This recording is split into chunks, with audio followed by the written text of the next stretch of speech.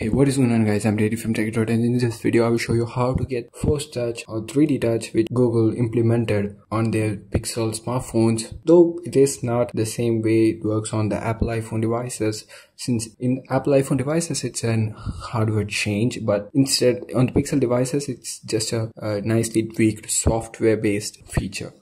So now we can get that feature on any Android device using Nova Launcher, but still it is in the beta version, so it is not available in the Google Play Store as of the time when I'm recording this video, but it will be available in the future. But if you want to use the feature immediately, you can watch this video and head on to the description of this video and click the link and download it right away. So let's get started.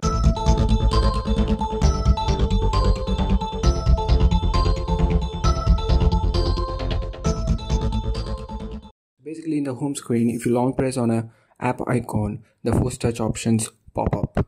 As of now, only the Google Drive, Google Maps, Google Search and the Gmail app have enough functions directly built into the Force Touch options. Other than that, all the other apps have this general remove or edit option which is going to pop up on the Force Touch option. But on the supported apps like the Google Map or the Gmail app, you can directly jump into in-app functions.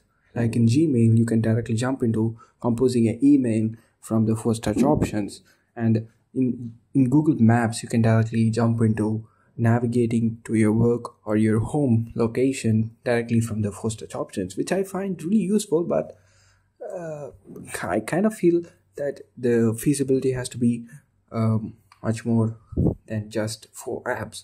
But this is just a beta version, so maybe in future or after it is officially available in Google Play, Nova will keep supporting other apps too. So that's it for this video guys. If you like this video, hit the like button for more videos, hit the subscribe button and do let your thoughts in the comment section below, and the link for the APK is in the description box. Don't miss to check it out.